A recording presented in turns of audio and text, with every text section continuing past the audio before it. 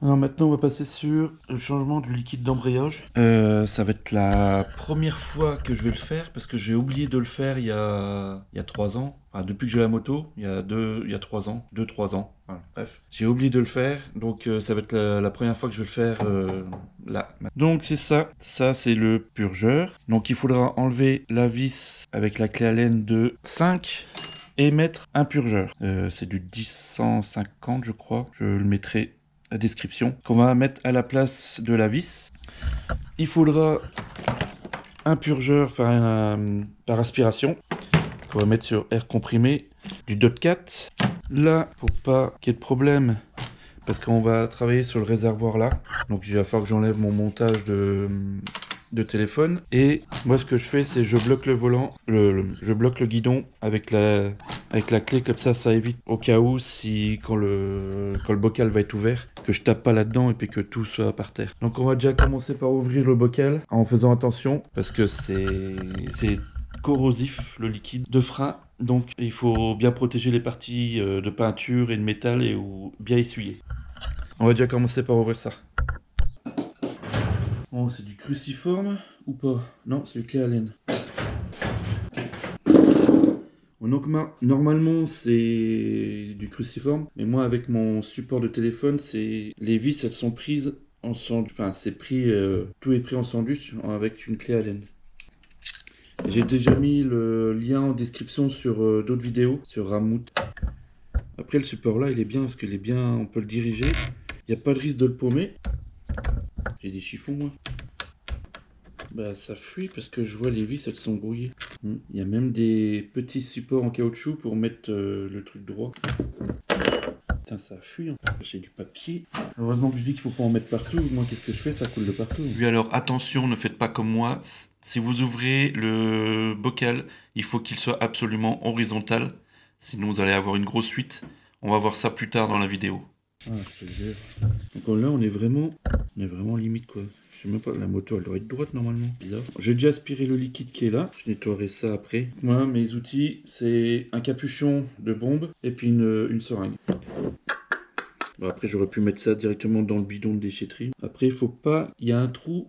Il faut pas que ça descende en dessous. Faut pas faire entrer de bulles d'air. Ça c'est pareil. Bien le nettoyer. Faut pas qu'il y ait de fuite. Enfin, voir s'il n'y a pas de fuite. Bah tu vois, moi j'ai du fuite. Il est peut-être percé le truc, je sais pas. Je vais le nettoyer puis je vais voir. Parce qu'en fait ça attaque la lue là. Bon, ça va pas les retrouver. Putain, il y a bien une fuite. Alors est-ce que j'ai peut-être essayé de modifier le support de téléphone? Parce qu'en fait on a des trous là de chaque côté, de traversant. Je vais remettre les boules, savoir si ça pourrait être mieux. Non. Et je vais remettre les vis. Là, du coup, ça m'a bouffé. Bon, là j'en laisse un peu.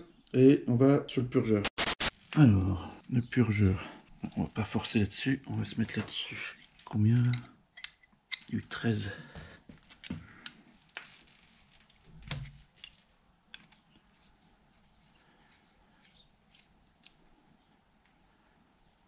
Après ça coule pas, il y a une bille au fond. Mais après du coup, si je mets ça...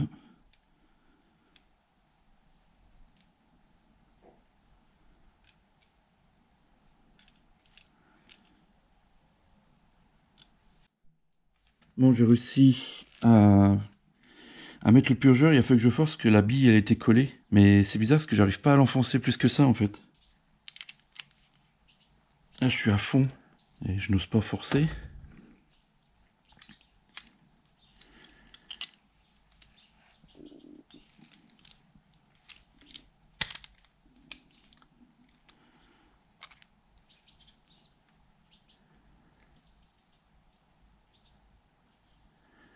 Pourtant ils avaient dit que c'était pour K12 ça allait. Bon bah je viens de péter le filetage. Allez. Bon, bah c'est bien. Une semaine d'attente pour rien. Donc c'était pour K12, mais du coup non, pas pour K12.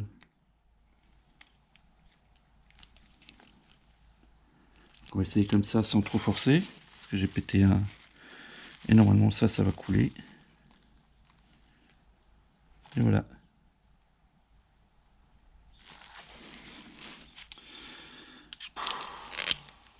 Bon.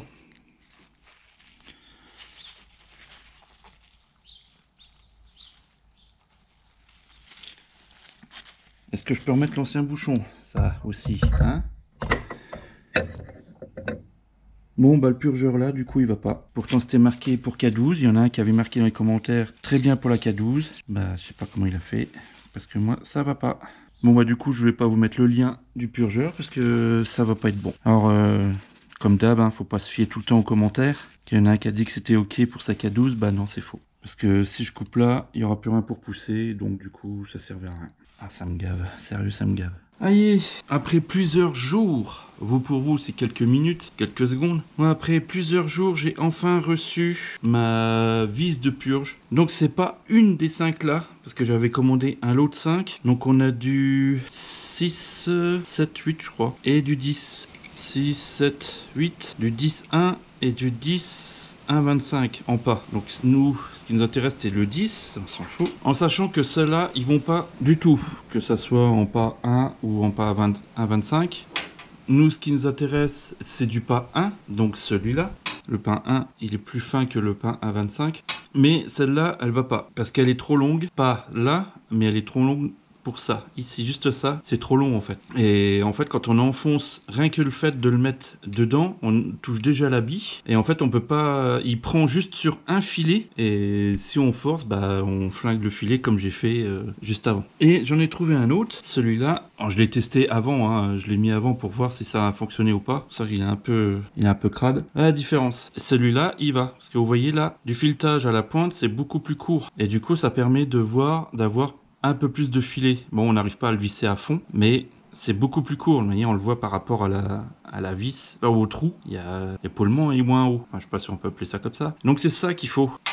Il faut une longueur de 22, un peu plus de 29 de long. Il faut une longueur d'un peu plus de 29, mais la longueur totale c'est pas important. C'est, comment je vais mesurer ça? Il faut une longueur de 15,5. Et l'épaulement, alors je vais essayer.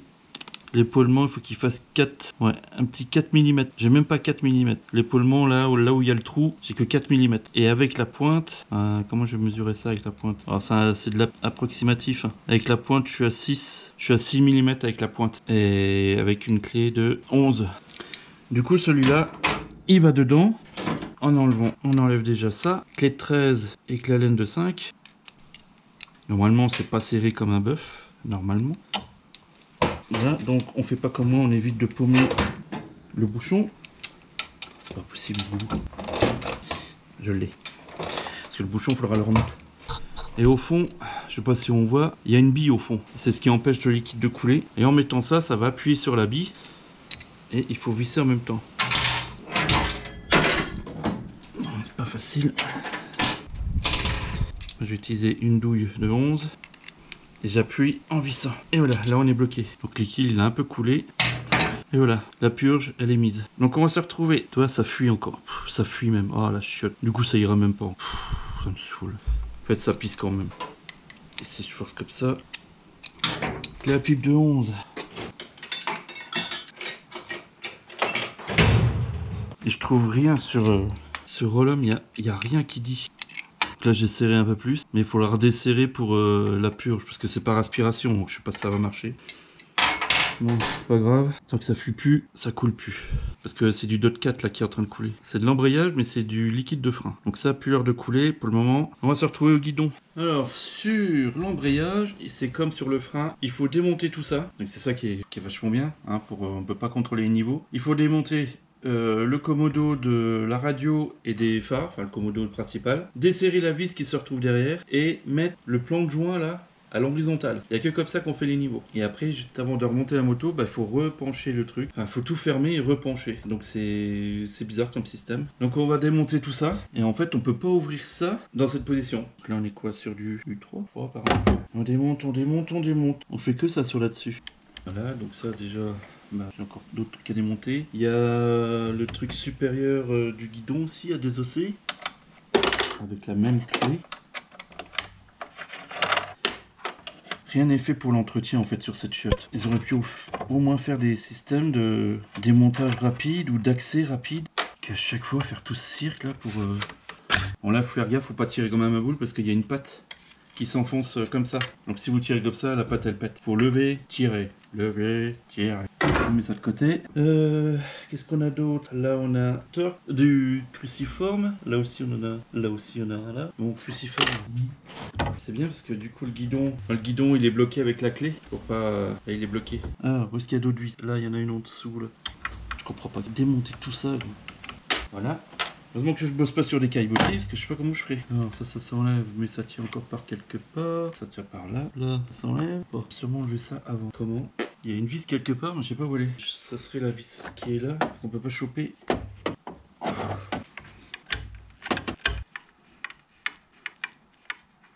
Putain, déjà 6 vis. 7 vis déjà. Juste pour faire l'embrayage. Et je ne sais pas comment ça s'enlève. Est-ce que ça se décroche?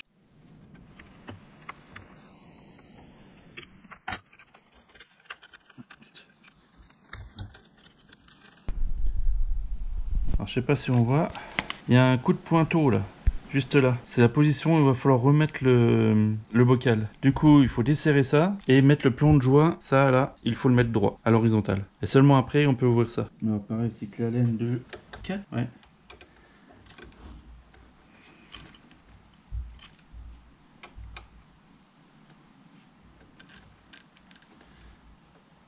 Donc on y va un peu à l'arrache. Mon niveau à bulle. Je vais serrer pour éviter que ça tombe. Attends, je peux ouvrir ça.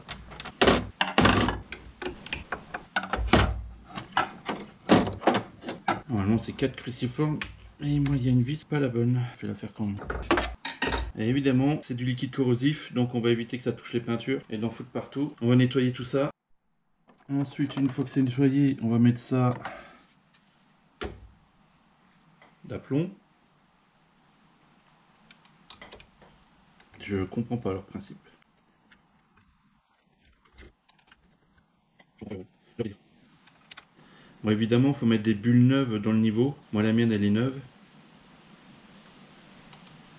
Je vous mettrai le lien dans la description pour les bulles neuves. Au cas où. On peut aussi avoir des boîtes d'étincelles si vous voulez. Voilà. C'est le niveau. N'importe quoi. Et là, c'est le niveau, et on se rend compte que mes niveaux étaient morts, quoi. J'avais mal fait ça. Il est pas trop crade. Maintenant, c'est par aspiration qu'il faut faire. Qu'ils disent. Il est où mon bordel? Il est là-bas. Et bah du coup, on va se retrouver sur la purge.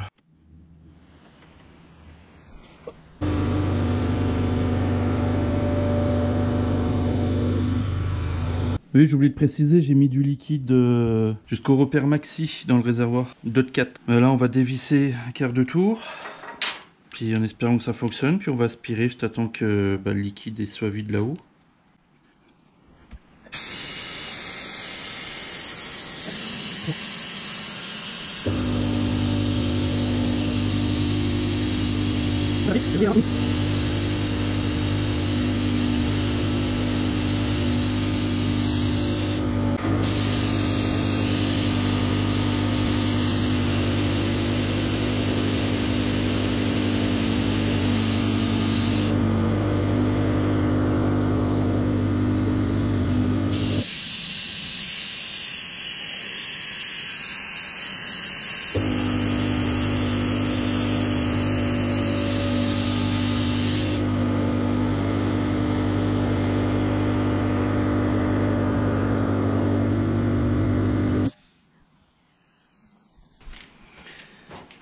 Bon voilà, j'ai fait ça 3 fois. J'ai rempli le liquide, le réservoir au maxi et j'ai aspiré jusqu'au mini. Et puis on voit, c'est bien clair, hein. C'est propre. Donc c'est bon. Maintenant il faut enlever, on n'a plus qu'à enlever ça et puis remettre comment ils disent là, l'interface, enfin le bouchon fileté là. Et il sert ça à 10 newtons. Ça fait beaucoup, mais bon. Donc, du coup ça va couler de manière. Il faut desserrer ça vite fait pour que la bille elle referme tout.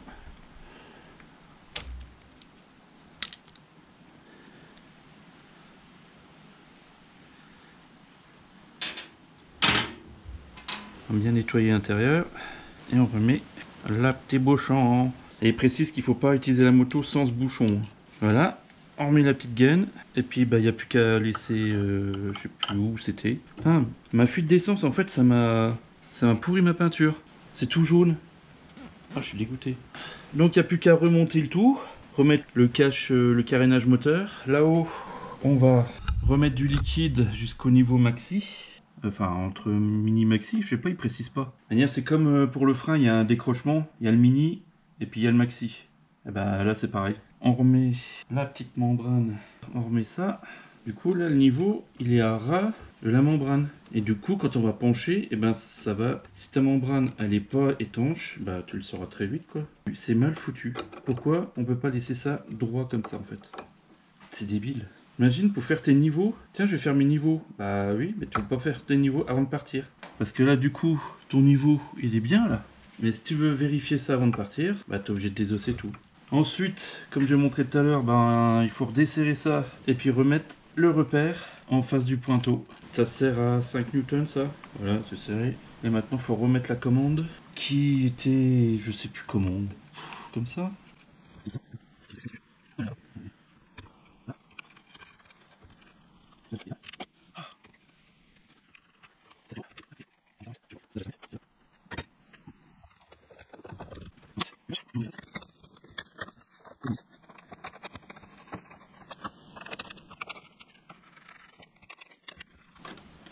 Voilà, comme ça si c'est mal fait, bah t'auras plus d'embrayage et il faudra tout redémonter. C'est bien, hein, pratique.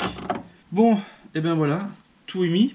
Je vais recamper le dessous du moteur, le cache là, le côté droit, et puis bah ça sera fini. C'est pas compliqué, faut mettre au maxi, aspirer. Voilà, j'ai attendu 1 mois pour ça. Tout ça pour une petite pièce grande comme ça. Je pense que là l'entretien a fait le tour. Les plaquettes, les disques, tout ça, je vérifie, ils sont bons, donc c'est pas la peine que je montre à changer ça, on verra ça plus tard. C'est bon, donc c'est pas la peine de changer. On a fait boîte, cardan, refroidissement. Oui, le moteur c'était prévu, mais cette de caméra elle n'a pas marché. Je sais pas ce qui se passe à chaque fois, mais donc lui le moteur sera pour dans 2 ans ou dans c'est 10 000 km, et j'ai vu sur RTA c'était 3000, donc je sais pas trop. Mais comme je roule peu avec, ça sera peut-être dans 2 ans et je referai un entretien complet dans 2 ans en fait. Bah voilà, j'espère que ces petites vidéos vous a plu, plusieurs petites. J'ai encore du boulot sur les autres véhicules, surtout la ER5 aussi. En attendant, prenez soin de vous, on se dit à très bientôt. Allez, ciao! Ah oui, tiens, au fait, est-ce que quelqu'un pourrait me dire, pour les éclairages de sol, je crois savoir que c'est une option sur certaines baleines. Moi, les miens, je les vois pas éclairés. Pourtant, je les ai testés sur 12 volts direct, ils fonctionnent bien. Mais sur la moto, bah, j'ai jamais fait gaffe qu'ils fonctionnaient. J'ai cru que ça pourrait fonctionner avec l'éclairage de courtoisie qu'on a au-dessus du tableau de bord, ou avec les phares, ou quand la moto se retrouve dans le noir. Bah non, j'ai rien. Les trucs là ne s'éclairent pas. Donc soit j'ai un fusible de grillé ou j'ai le circuit qui est abîmé quelque part, soit ça fonctionne d'une façon que j'ai pas encore trouvée. Donc dites-moi vous si ça fonctionne et dans quelle occasion. Voilà, c'est aparté comme ça. Hein? Bon allez, je continue le remontage de ça. Là, faut remonter tout ça, les protections là, et puis j'aurai fini. Après, je vais pouvoir en profiter. On va tester déjà. Allez, ciao.